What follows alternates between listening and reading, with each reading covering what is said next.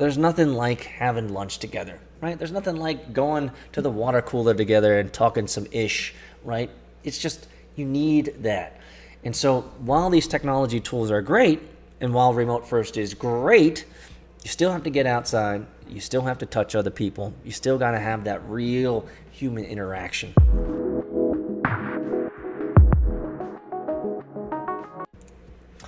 What's up, internet friends, founders, and the EntrePro curious? You've made it, and you're here.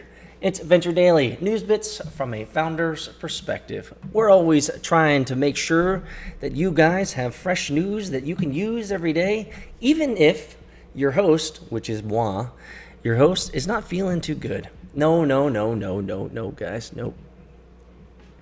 I don't got the COVID. I don't got the corona. It's just been a crazy week. So much has happened. So much needs to be done.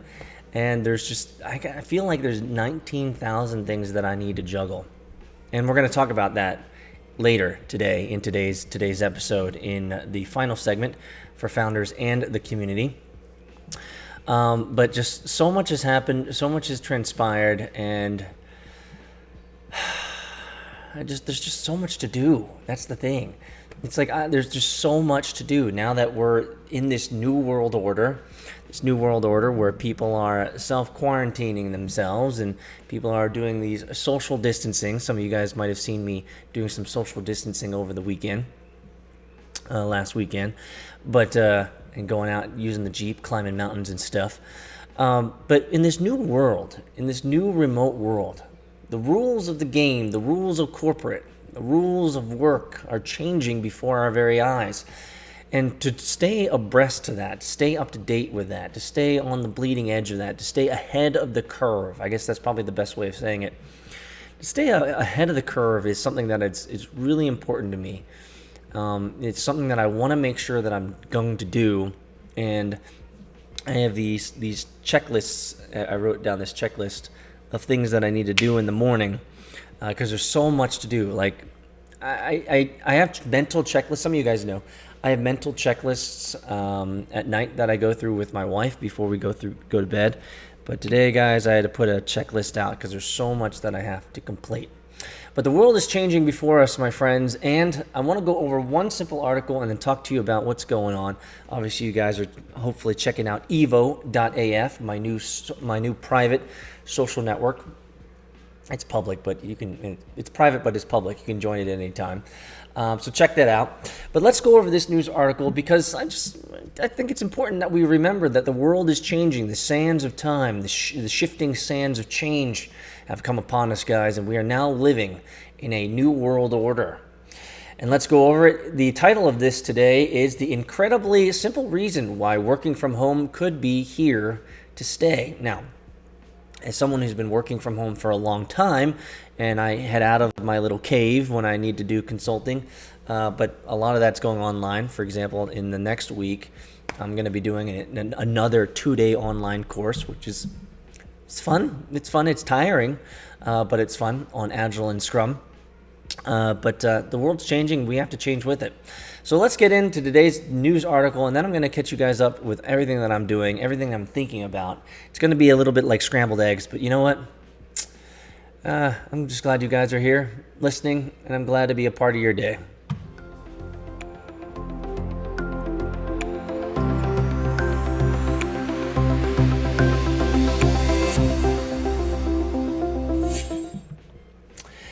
The incredibly simple reason why working from home could be here to stay. This is by Jared Newman. As more states mandate that people stay home for all but their essential needs, offices around the country will finally have to confront the squeamishness about remote work. For some offices, those reservations may be institutional. Managers who believe employees are more productive at the office are now testing that hypothesis at scale, or will soon have to, and companies that value their office culture will try to replicate it virtually. Along the way, they may find that remote work isn't as detrimental as they thought. But there's also a more mundane reason that working from home could become a lasting option for office workers. Companies are finally investing in the technology they've always needed to make remote work possible.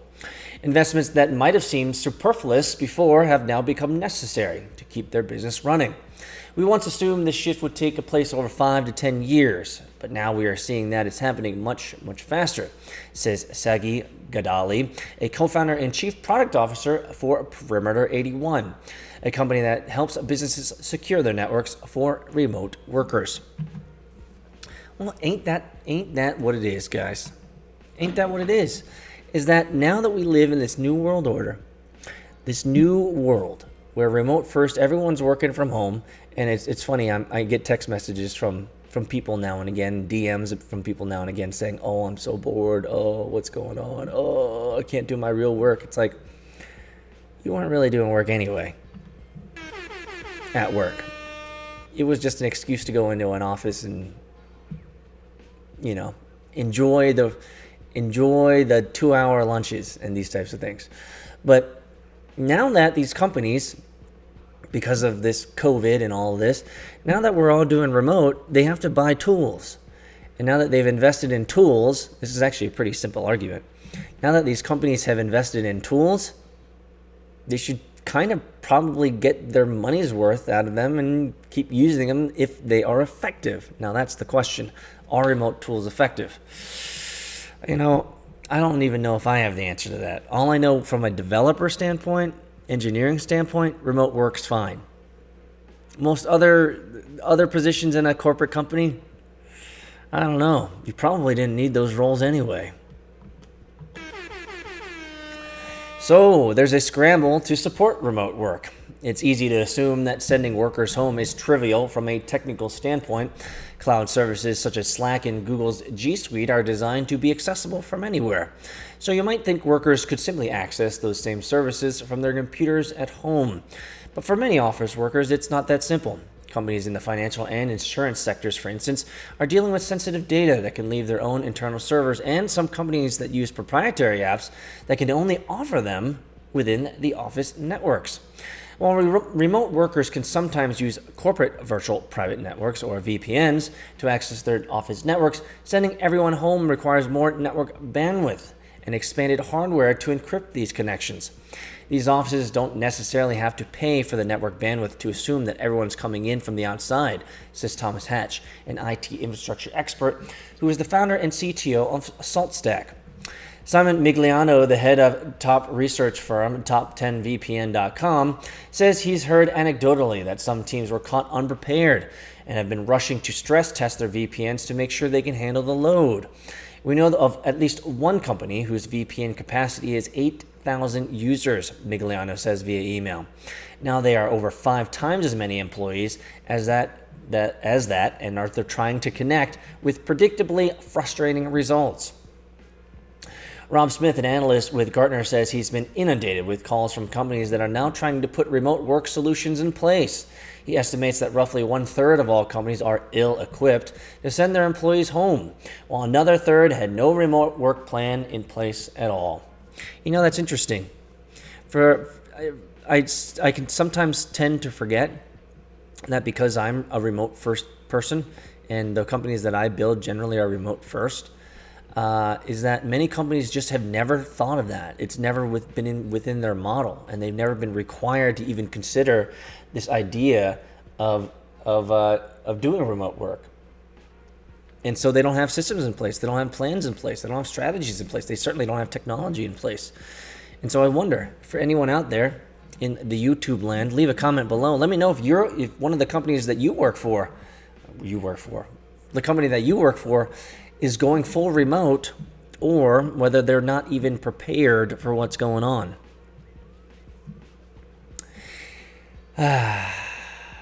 He estimates that roughly 1/3 of all companies are ill-equipped to send their employees home, while another third had no remote work plan in place at all. Interesting. Intriguing. My number one inquiry call is, we have X number of employees who have never worked from home before, who are now forced to work from home. What do we do? The irony, Smith says, is that corporate VPN is an aging technology, and before the coronavirus pandemic, he believed it was the only way out as more companies migrated to cloud-based services. As a result, companies weren't really interested in beefing up their VPN so that more employees could work from home. They just didn't care, Smith says. It wasn't even a cost issue.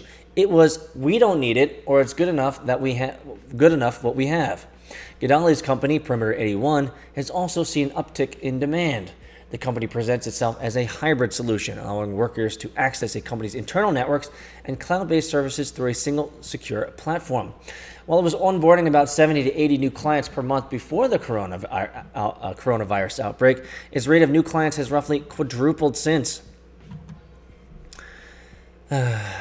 Must be good to making such good money in such a time of distress. There was a hesitancy to begin that process of using a cloud service of migrating to the cloud. And now the reality is here that we have to be prepared for these kind of scenarios, says Karen Mezenok, Perimeter 81's corporate marketing director. So what do you think is going to be happening next, guys? Well, that's the real question. What's going to be happening next? Now that companies are making these investments, experts still believe that they'll be much more likely to stick with remote work, at least as a part-time option, even after the threat of COVID-19 subsides. Both Perimeter 81's Sagi Gidali and Gartner's Rob Smith says workers are more productive when they can stay at home, and several studies back this up. It's an old school mentality to think you have to have a presence in an office and that people only work within the office, Smith says. Still a lot of companies like this, though. Once people adjust to working from home, they actually do more work and work longer because they're not dealing with commutes. They're not dealing with being interrupted. That's not to say that some institutional hurdles won't remain. In addition to counseling companies on how to make the technological shift, Smith says he's been giving companies cultural pointers, advising them, for instance, to factor some water cooler time into conference calls so workers can talk about other things. You've got to be able to budget that human element into working from home, Smith says. It's not just about the technology. It's so much more than that. And I would completely agree. When it comes to telecommuting, one of the biggest problems, and I suffer from this problem all the time, by the way, it's just being lonely. That's it. We are creatures. We are human beings. We are carbon-based life forms that require human touch. I don't care if you're a remote-first worker and have been working remote-first like I have for over a decade. It doesn't matter. We still require human touch. And that's one of the things that these technology solutions can never really fix. Yeah, you can have water cooler times. You can have opportunities to chat on video just to shoot the shit, right, with your colleagues and coworkers now that you're all working remote. But there's nothing like having lunch together, right? There's nothing like going to the water cooler together and talking some ish, right? It's just, you need that. And so while these technology tools are great, and while remote first is great, you still have to get outside. You still have to touch other people. You still got to have that real human interaction. So let me know your thoughts, guys, on this article. Is your company going remote first? Is it struggling? Or is it one of those things where, like this article says, that now that these companies are investing more in remote first technology, that maybe, just maybe, it's just going to deepen, the desire that all these companies should just be remote first anyway. I kind of like this idea because it works really well within my plans of helping people manage their own brands, managing their own marketing schemes, managing who they are online. I can dig it, guys. Let me know your thoughts in the comments below. Did you know that there's even more value than just audio or video? Follow us on Twitter, Instagram, TikTok at VC Hunting, and make sure to sign up for the VC Hunting newsletter, where you'll be able to get weekly news on venture capital, startups, founder stories, and the occasional wisdom extracted from Peter's brain. Go to vchunting.com to sign up. And now, back to the episode.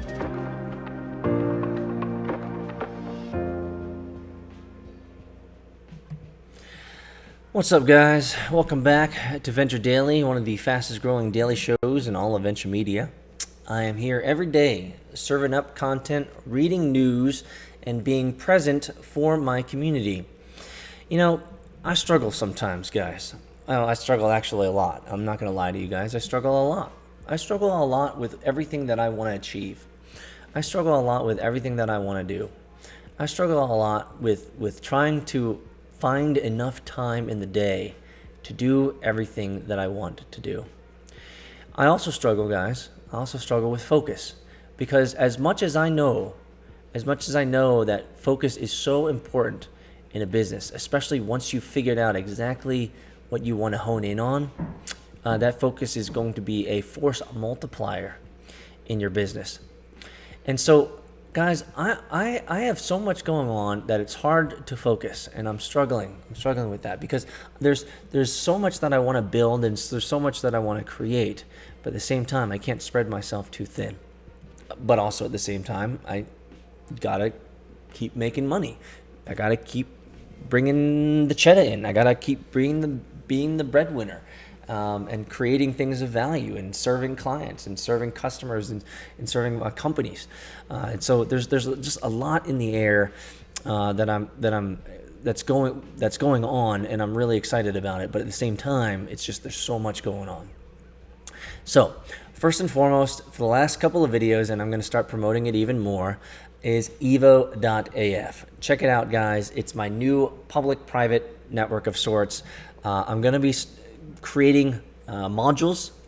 I'm going to be creating features and functions. I'm going to be creating modules. I'm going to be creating behind-the-scenes opportunities for you guys to connect with me as part of the community. And I'm going to be creating a couple classes, a couple online courses that you guys can go through with me directly around how to get yourself online, how to create an online brand, how to start marketing yourself and differentiating yourself in today, and the investment is today for the future of tomorrow. And so there's a lot that I need to finish. I need to finish my book. I need to put these classes together, which I've done a lot of these things before. So the workshops aren't going to be that hard to do, because a lot of it's going to be going through a lot of the chapters of my book, which I'm super excited about. So I need to finish the book. I need to finish creating some of these outlines. I got some other classes that I'm doing that I'm actually getting paid for, which is really cool. These 8-hour, 16-hour certified Scrum Master courses that I'm doing online, which is really cool now. And I also have an opportunity to start creating some new content around what my son is doing in go-karting. And so that's another thing that I'd love to focus more time on, because it's so much fun to create that content. But I got all this other stuff going on. So I just got a lot of stuff going on, guys. If you're out there and you're interested in joining my social network, check out evo.af. There's not a whole lot there just yet, but I'm already dropping daily news there. So we've moved the we moved over the Daily Hunt newsletter over there now, and I'm going to be moving I believe I'm going to be creating a section for these videos as well.